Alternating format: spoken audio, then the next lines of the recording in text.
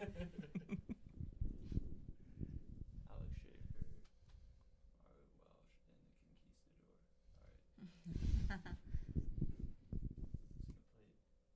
And now, John MikeLaughlin angrily introduces discussion topics. Issue 1, 2 islands, 28 pages, and 1 king. Issue 2, Chinese bridges. Issue 3, Michelle and Kata, secret away. Civil furor. Meet me in Singapore.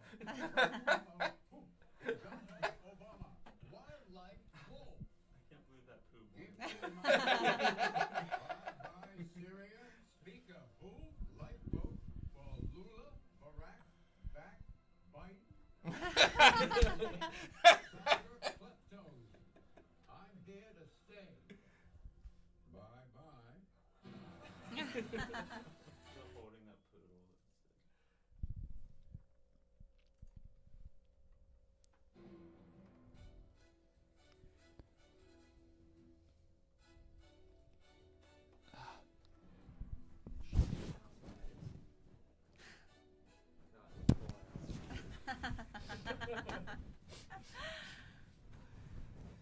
Hipster problem.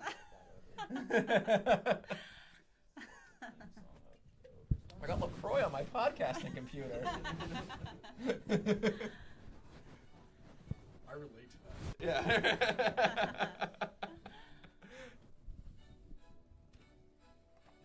Oh my god. I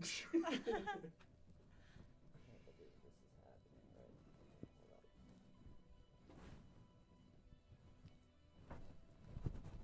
Let's use the arrows. There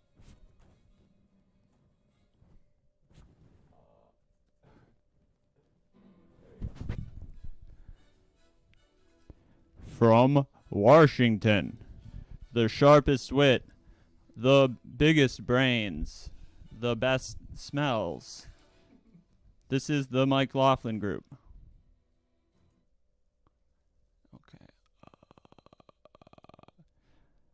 Welcome. Today on the MikeLaughlin Group, we are joined by Alex Schaffer, Margaret Welsh. Oh, say hello. Hello. Margaret Welsh. Thank you for having me. And filling in for Cartwright Griggs, the anonymous conquistador. It's a pleasure to be here, MikeLaughlin. Thank you for being on the show. Filling in for Cartwright, Bullet and Barrel magazine, who will be back shortly. Pardon me. What? Issue 1. Biden's baggage. This week, Nevada State Assemblywoman Lucy Flores penned an op-ed for New York Magazine entitled "An Awkward Kiss Changed How I Saw Joe Biden," in which she recounts unwanted touching, smelling of her hair, and a kiss on the head from the former vice president and senator. Biden leads the field in early Democratic primary polls. Here's a video.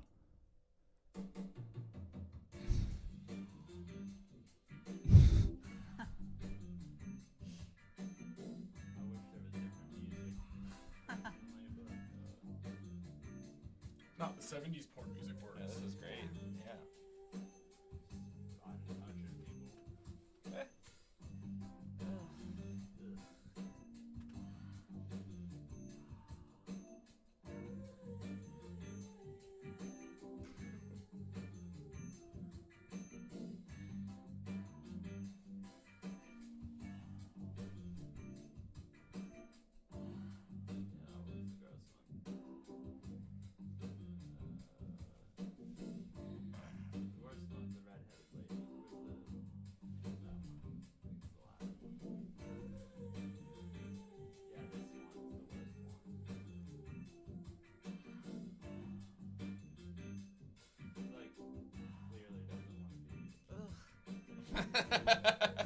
The slow-mo doesn't do him any better.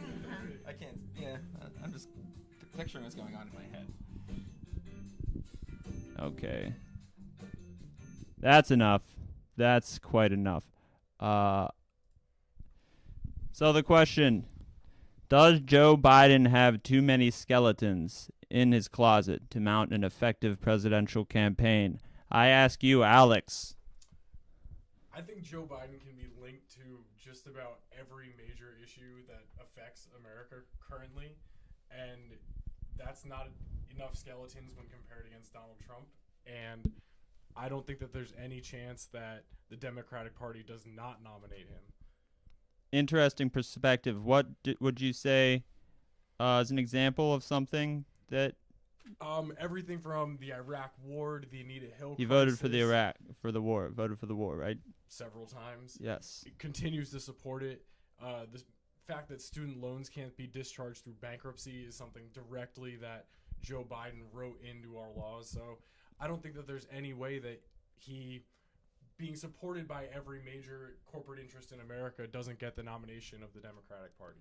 So popular with Democrats, unpopular with millennials. Is that what you're Exactly. saying? Margaret, what's your take? Well, I do want to start with saying that the image of him with the biker lady is iconic. So he has that going for him. That's more positive than Yeah. the other ones. right, because Okay. she seems to be enjoying it. Yes. Yes. And otherwise, watching him interact with anyone makes my skin crawl. So that's my personal reaction. But, all this, as Alex just said, all of these, his values are valued by the Democratic Party and people in power. But I don't know if aesthetically, I think that he could have beat Trump in the last election. Now he's lost some of the sheen of the being the cool vice president. Taking too long to decide like the last time. Yes. Conquistador. Listen, the Democrats have a long history of supporting vile creatures, liars, and perverts. But honestly, I don't even Bill think Clinton. Yeah, the Clintons, Anthony Weiner, was he a Democrat? Whatever. Yes. Martin Luther King, perverts. But I don't think anything he did was that bad. I mean, back in my day, you used to be able to just like rub a woman on the shoulders, give her a long, passionate kiss on the top of her head, and no one would say anything. You would just marry your secretary. Just That's how you found your wife. Exactly. And So- that was a point that Lucy Flores brought up, how this was just routine behavior for Joe Biden. He practically is a skeleton, though, so I don't know if that's too much for him to run for presidency or not. Will this scandal keep him from entering the race, or do you think he'll still declare his candidacy? Conquistador. Alex thinks he's going to be the candidate, but I really don't care who comes out of the primaries, to be honest. Alex? I think there's no doubt that he's going to be the candidate. The self-awareness of that generation of Democrats is at an all-time low, and I think he has the support of people like Chuck Schumer and Nancy Pelosi, and that's going to take him a long way to getting what he needs to from the voters. Biden does have a history of self implosion on the campaign trail. Margaret, do you think he has the long-term game needed to secure the nomination? Honestly, I don't think that he does. I would be very surprised if he ended up being the nominee, probably because on the one hand, while he is so shameless and he could probably do anything to win it, I think that he'll probably just like burn out or get bored of it. Does he have the ability to beat Trump? I think now probably not, because obviously again, it's harder to beat the incumbent. So while he could have beat him maybe in the last election, I don't think he could now. Interesting. Conquistador. Donald Trump is an American hero, and He is the president. he is the president of the United States, and Joe Biden would not stand a chance. Wouldn't stand a chance. Alex. I would never he underestimate the win? power of voting nursing homes and how popular he can be with, the Diamond Joe Biden sparkle. Put on that smile with some old ladies, and he can be very popular across wide swaths of America. He was very charming on Parks and Recreation. It's Yeah, look at how he plays with the Leslie Knope audience. he does very well in Eagleton. I don't know what any of that is, but I will say that in 2008, Biden finished his primary campaign behind Barack Obama, Hillary Clinton, John Edwards, Bill Richardson, Dennis Kucinich, and the choice uncommitted. Biden finished with 0.22% of the vote, dropping out after the Iowa caucus on January 3rd, 2008. Issue 2.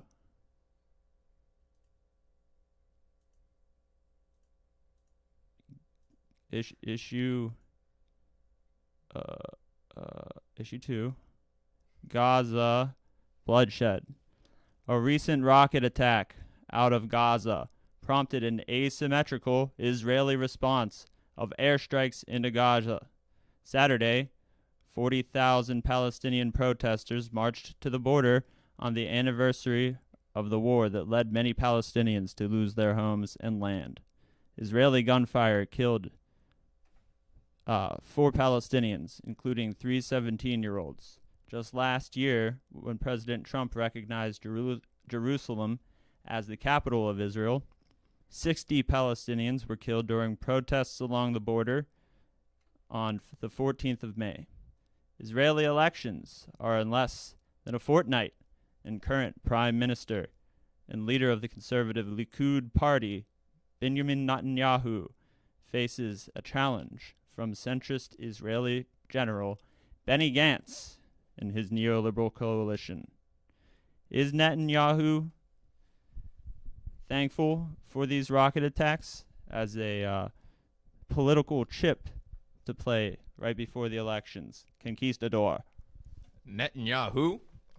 Sorry, I don't speak Hindi. He is Israeli. Oh, the Jews! The Jews. Well, we stand above hate. Is that the thing in Pittsburgh? Stronger than hate. Stronger than hate. So, yeah, I always support the wonderful people of Israel and everything they're doing over there to maintain freedom in the Middle East. Just the Likud party. That's your party. Sure. Okay, Margaret. Oh, I mean, I'm sure that he's very happy to make a show of violence against the Palestinians, because there's nothing that voters like more than violence against the Palestinians. Wagging the dog.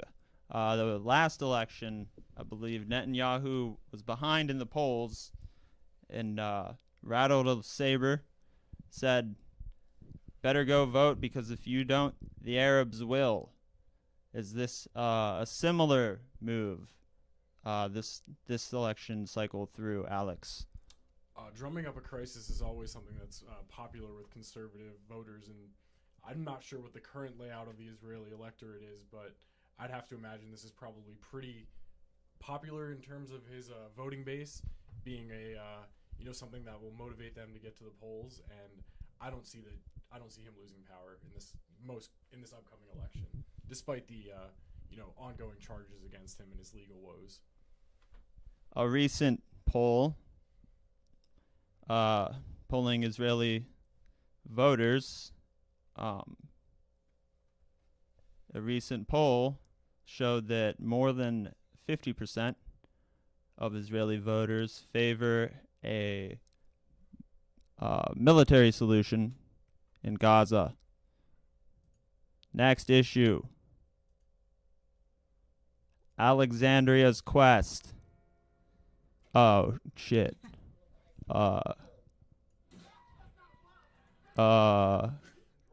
Sorry. Don't buy this. They're not paying. Don't buy farmers. They're not real sponsors. Helping their own families? I don't think so. I don't think so. This is about our lives. This is about American lives. And it should not be partisan. 1 year ago, I was waitressing in a taco shop in downtown Manhattan. I just got health insurance for the first time a month ago. This is not an elitist issue. This is a quality of life issue. You want to tell people that their concern and their desire for clean air and clean water is elitist? Tell that to the kids in the South Bronx, which are suffering from the families in Flint whose kids have their blood is ascending in lead levels. Their brains are damaged for the rest of their lives. Call them elitist. You're telling them that those kids are trying to get on a plane to Davos? People are dying. This is serious. This should not be a partisan issue. This is about our constituents and all of our lives. Iowa, Nebraska, broad swaths of the Midwest are drowning right now, underwater. Farms, towns that will never be recovered and never come back. Science should not be partisan. We are facing a national crisis. And if we do not ascend to that crisis, if we do not ascend to the levels in which we were threatened at the Great Depression, when we were threatened in World War II, if we do not ascend to those levels, if we tell the American public that we are more willing to invest and bail out big banks than we are willing to invest in our farmers and our urban families, then I don't know what we're here doing.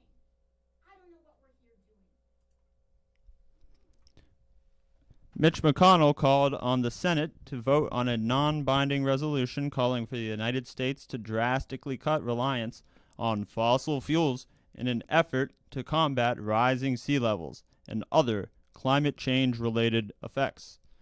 All Senate Republicans voted against the resolution while 43 Democrats refused to participate, voting present. Recent flooding in the Plains states has caused $3 billion worth of damage in some estimates, including nearly $1 billion worth of damage to agriculture. What will it take for Alexandria Ocasio-Cortez to get her Green New Deal? Margaret, I ask you. Oh, I don't know. What will it take? That's a good question. But, I mean, it seems like this is what people want. The fact that this video has gone viral. It's a little frustrating on the one hand because it's so obvious. It seems so common sense to me. But I think that what she needs to do is just spread her message. People need to just go out in the streets and, demand this because that's really all there is left to do. Call your congressperson. Well, yeah, but also, Some of them. maybe break some windows. Breaking windows, of course. A regular liberal thing to do. Alex, what will it take for her to get her deal? I think it's going to take a new Congress for her to get this Green New Deal done. As much popular support as there is among a certain core of Democrats, it's not popular across the aisle, and that's really what you need to do to get it through the Senate. No matter what you do, you're going to find it hard to compete with the lobbying power that the fossil fuel industry and the extraction industries have in America, and I just don't see any way that it gets through with the interests of coal and oil. Conquistador, do you agree? What we have here is a 29-year-old from Manhattan telling us God-fearing Americans that we are elitists. She's from New York. From New York. New York City. The most elitist place in the entire world. But what people aren't talking about is the cost. Tammany Hall. This is going to cost $93 trillion. That's 4 times the national debt, which is already crippling this country. How many trillion? 93! Does that many $1 trillion even exist? Not yet. They're going to have to print some money. Is it an elitist issue like Conquistador says, Margaret? I think that AOC is correct that it is not elitist. It affects everyone, mostly poor people, really. So it's the opposite. Everyone experiences weather. That's right. It's not just Alex. weather either. It's the drinking water that's here in Pittsburgh. It's the asthma public health crisis that exists in the Bronx and here in Pittsburgh and across the nation. When these big corporate interests really are the major polluters in our communities, there's nothing that we can do to stop them. It's they're here, they're entrenched, and they have the money to buy off the voters. So we're trusting the government to fix the weather? They can't even fix the potholes in front of my house. Very good point, Conquistador. Can the Green New Deal happen without getting money out of politics? Alex. Obviously, no. I think that we have to, the money in the legislation that existed in the early 2000s, McCain-Feingold, the things that kept money out of politics and in a, stacked donations in a certain way and took the power away from big corporate interests. That system does not work anymore. With super PACs and stacking donations that currently exist, it's just it's insurmountable, the level of donations that favor largely conservative issues. So I think that without this without public funding of elections and really leveling the playing field for all candidates, there's no hope.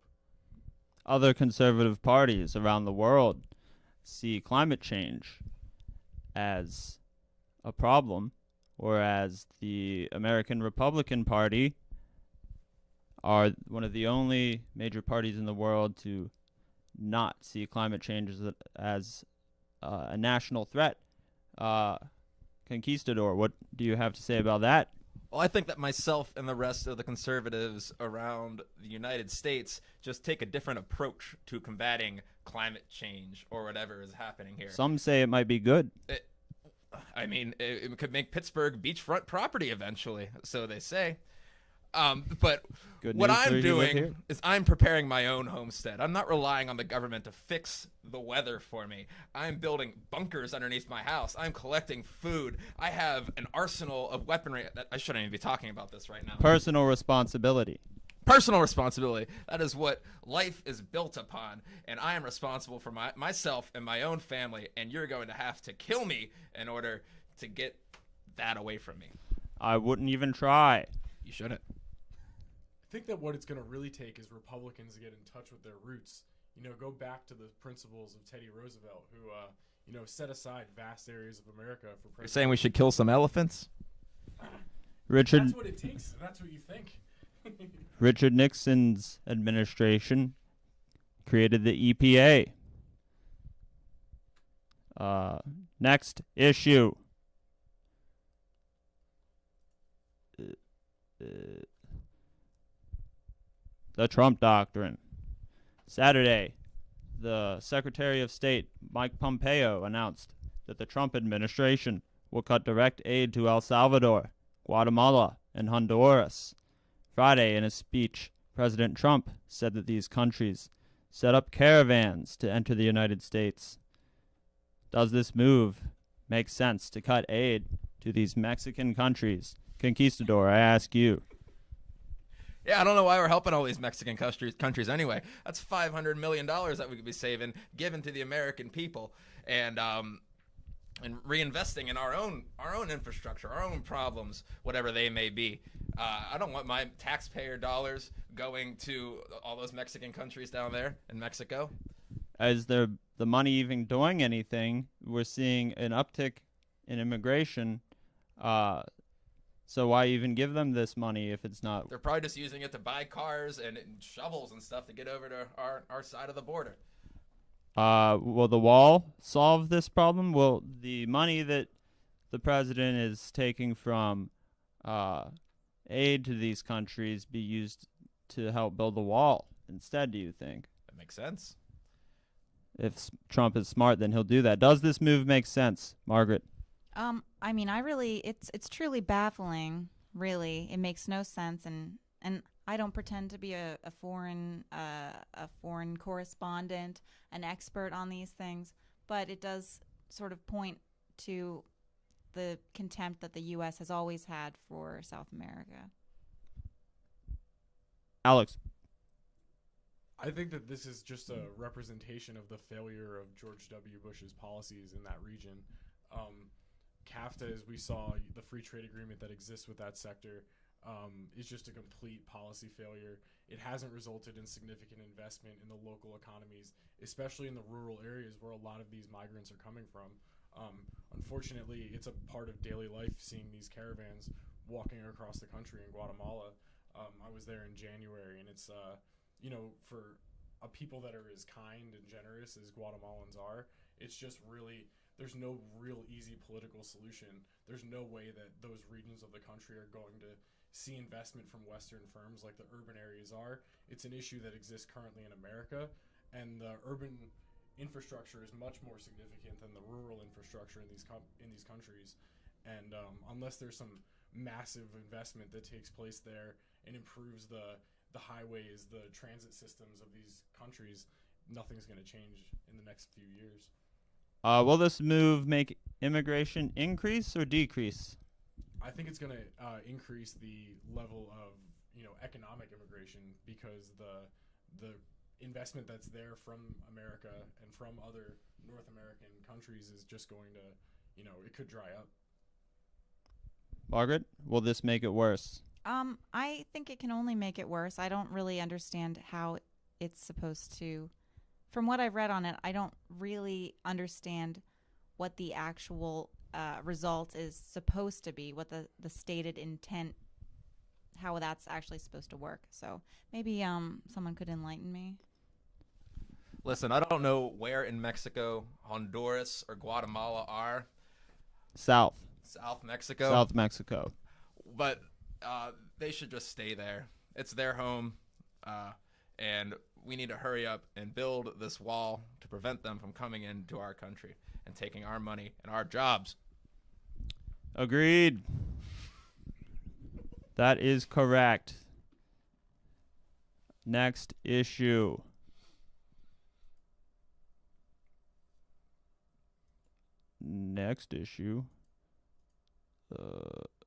Hold on. Here we go. Issue 5. Putin power play. On March 23rd, 2 Russian military aircraft carrying advisors and as many as 100 troops arrived in Caracas to help ensure the survival of the Maduro regime. President Trump's regime, recognizing Juan Guaido as the legitimate leader of Venezuela, met with Guaido's wife, Fabiana Rosales, on March 27th, stating that Russia has to get out. What is Putin's objective in Venezuela? Conquistador. So I don't really understand this. I thought the Russians were good guys. I thought they're on our side. I mean, there was that great picture of Putin on a horse, not wearing a shirt. He's always shaking Donald Trump's hand. Why is he backing this bloodthirsty socialist down in Venezuela who is... His people love him. The Russians love Putin. The Russians love Putin? They love him. I don't know why they wouldn't. Except for this. I don't really understand what they're going for. Margaret, what do you think Putin's objective in Venezuela is?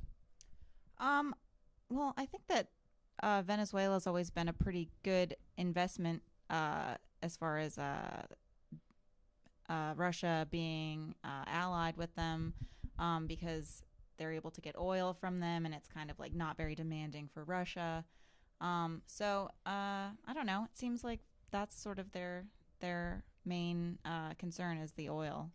It's a remnant from the days of first world, second world countries. I think Venezuela counts as second world in alignment with Russia. Alex, what do you think Putin's trying to get in Venezuela? I mean, Margot brought it up. I think the oil is, Margaret. Margaret, I apologize. On the surface, that's what he's going after, but there's also the possibility for him to stick it to Donald Trump as a foreign policy win for him that makes him appear stronger. And again, domestically within Russia, Putin is off the charts popular, so no real danger there for him from an electoral perspective. Do we expect to see any sort of significant response from President Trump? I'm not sure if in terms of a military action or anything like that, we'll see anything. I think the CIA has already been somewhat heavily involved in the last few months trying to insert Guaido, but I don't know if it's going to work out in their favor. Panelist Cartwright Griggs last week suggested that electromagnetic pulse weapons were in play. Conquistador, what do you think about that? Well, Cartwright's a very smart man, so I trust that he did his research and knows what's going on. Margaret, will Trump do anything about Russia's Russia's presence in Venezuela, or will he just make some nominal move? Yeah, go ahead. I would say, I think it all comes down to his ego, and he seems to have kind of a complicated relationship with Putin. So he's so unpredictable. I think I would lean towards something more, like you said, nominal. but on the surface. right. But who knows? How much does this have to do with global oligarchy, the oil oligarchs? We know from previous reports that Trump has business ties to some Russian oligarchs, and it's pretty much a foregone conclusion that Putin does. And one of the more favorite sectors for global oligarchs, of course, the energy sector, oil. If Venezuela doesn't have this oil, does Russia even care? Oil, the lifeblood of the world. Everything runs on oil. Capitalism, the economy. Yeah. And Ford whoever has the oil has the power. F-350s. Exactly. F-350. I have one of those. Big rigs. Got one of those too. Aircraft carriers. I don't have one of those. Yeah. Yet. So are we seeing Putin do this for his own personal advancement, financial advancement? If anyone wants to take that. It could be. I mean, one of the things that Venezuela did that kind of tanked their economy was, inventing the petro coin, which really did not coincide well with the global fall in oil prices. So, depending on who the investors are in that, with the anonymized nature of cryptocurrency, Vladimir Putin could very well be profiting directly off this. Is Maduro trying to make his way into the global oligarch class? I mean, that'd be quite the transition to make in Venezuela, where they have a strong tradition of the elected leaders giving back to the people. So I don't know if that's going to personally be how that works out, but as we saw in Russia with the development of that class, with the falling of institutions there, it could very well happen. We've seen it before. And now we move to our final issue. Wait, what's that? Aid cut. Skip this part. Forced prediction. Facing a 2019 general election, will Canada Prime Minister Justin Trudeau survive? I ask you, Conquistador. Well, he's very handsome and has a very nice butt. Very much so. I'm not much for his policies, his socialism, his health care, or whatever that is. You lining up for hours and hours to get an appendectomy or get your cold taken care of. Rationing. Right. So, but without any true conservatives in Canada, there's not going to be any real opposition to him. So, I guess it just stays the same, and those fairies in the north will just keep being there. Yes or no? He wins. He wins his Yes. next election. Yes. Margaret.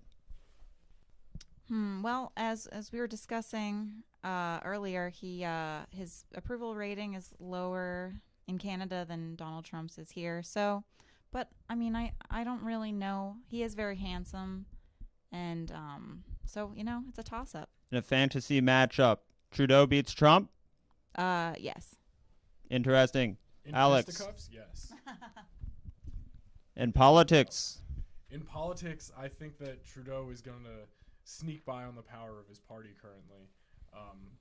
The Labour Party there is very strong, and the Conservative Party doesn't seem to be able to mount much of a policy in terms of what they're going to support to, get popular enough with the electorate there.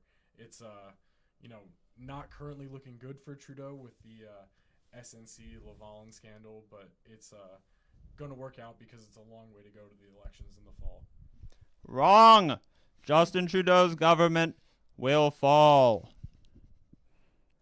I thank you for joining us. Fucking.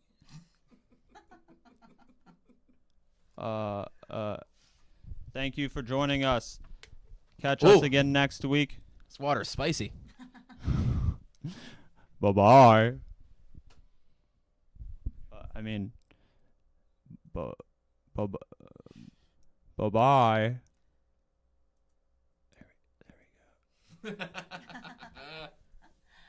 That was fun. Yeah. We're at 2:30. Good job. Just guys. Yeah. That was fun. Just enough I'm glad time one for you person to is make it to informed. work.